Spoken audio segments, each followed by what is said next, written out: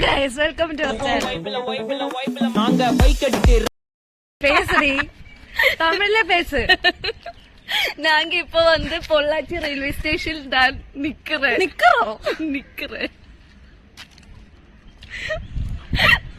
நமக்கு நீங்க வந்து எത്ര வருஷம் தான் இங்க படிக்கிற? 2 வருஷம். பேசுடி. ஓகே, நமக்கு வந்து பொள்ளாச்சி மொத்தத்தில் சுத்தி பாக்குறோம். இந்த மாதிரி சுத்தி பாக்குற? வாங்கோ போலாமா? പോലാമേ.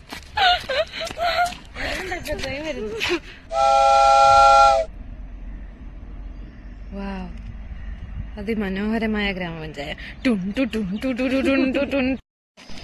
ரொம்ப நாளைக்கு சேஷம் தான் நாங்க இங்க பொள்ளாச்சியில் வந்துட்டு. ஆமா, தமிழ் ரொம்ப நல்லா தெரியும். இங்க வந்து பச்சை புல்லு இருக்கு, பச்சை காடு இருக்கு, நீல ஆகாசம் இருக்கு. வேற ஏதாச்சும் இருக்கா? ഒരു പൊണ്ണും ഇருக்கு. ரொம்ப அழகா. நீ யாரு?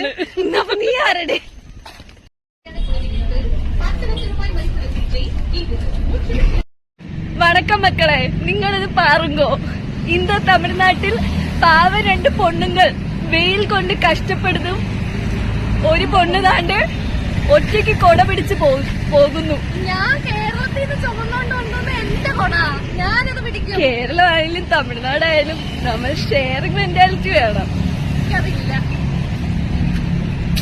പാവം ഞങ്ങൾ വെയിലത്ത് എന്നെ ജീവിക്കാൻ സമ്മതിക്കില്ല. എന്നെ വിറ്റ് ജീവിക്കുവാണ്. അങ്ങനെ ഇപ്പൊ നീ ചോദിക്കണം. അല്ലേ ഏറില്ല ഗൈസ്. അപ്പൊ ഞങ്ങള് സാപ്പിടതുക്ക് പൊള്ളാച്ചി ടൗണിലേക്ക് വന്നിട്ടാങ്ക. அப்போ போய் சாப்பிடிச்சிட்டு இதுதானே நம்ம தமிழ்நாடு ஸ்பெஷல் சிக்கன் ரைஸ். ரொம்ப പ്രമാദமாக இருக்குது. പൊള്ളാച്ചിയൊക്കെ ഒന്ന് കറങ്ങി സ്റ്റാൻഡിലെത്തി. അപ്പോഴേക്കും ഭയങ്കര മഴ. പിന്നെ അവിടുന്ന് ബസ് കയറി റെയിൽവേ സ്റ്റേഷനിലെത്തി. റെയിൽവേ സ്റ്റേഷൻ ഇപ്പോൾ പഴയ റെയിൽവേ സ്റ്റേഷനല്ല, കുറേ മാറ്റങ്ങളുണ്ടായിട്ടുണ്ട്. പിന്നെ അവിടുന്ന് ഞങ്ങൾ കൊല്ലത്തിന് ട്രെയിൻ കയറി. ഞങ്ങളുടെ ട്രെയിൻ ഏതാണ്ട് 7 മണിയാവും എത്താൻ. അപ്പോൾ ഏതാണ്ട് ഒരു 3:30 ആയിട്ടേ ഉള്ളൂ. അപ്പോൾ ഞങ്ങളുടെ ഇടയിൽ ഒരു 4 മണിക്കൂറുണ്ട്.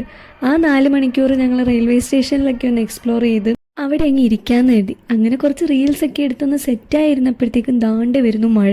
മഴയെന്ന് പറഞ്ഞാൽ പെരുമഴ. മൊത്തത്തിൽ നനഞ്ഞ് കുളിച്ച്. അങ്ങനെ മഴയൊക്കെ നനഞ്ഞിങ്ങനെ ഇരുന്നപ്പോഴത്തേക്ക് ഉച്ചയ്ക്ക് ഞങ്ങളൊന്നും കഴിച്ചിട്ടുണ്ടായിരുന്നില്ല. ഞങ്ങൾക്ക് ദാണ്ടെ വിശപ്പിൻ്റെ വിളി വന്നു. അങ്ങനെ പെട്ടെന്ന് തന്നെ ഓർഡർ ചെയ്ത് കുറച്ച് സമയത്തിനുള്ളിൽ തന്നെ അണ്ണൻ താണ്ടെ ഫുഡ് കൊണ്ടെത്തിച്ച്. നമ്മൾ ഓർഡർ ചെയ്തത് കിഴി പൊറോട്ടയും പിന്നെ പൊറോട്ടയും ബീഫുമായിരുന്നു. അങ്ങനെ മഴയത്ത് ഇതെല്ലാം നല്ല ആസ്വദിച്ച് കഴിച്ചുകൊണ്ടിരുന്നു. വളരെ ശാന്തമായ അന്തരീക്ഷം. അപ്പം താണ്ടെ ഇവൻ നമ്മളെ നോക്കിക്കൊണ്ടിരിക്കുന്നത് കണ്ട് നമ്മൾ ഇവനും കുറച്ച് കൊടുത്തു. കുറച്ച് കഴിഞ്ഞപ്പോഴത്തേക്ക് അന്തരീക്ഷം ആകെ മാറി. പിന്നെ കുറേ നായക്കുട്ടികൾ അങ്ങോട്ട് വന്ന് ബഹളം തുടങ്ങി. ആ ഫുഡ് എങ്ങനെയൊക്കെയോ ഞങ്ങൾ തിന്ന് തീർത്ത് ഞങ്ങൾ എസ്കേപ്പായി അവിടുന്ന്.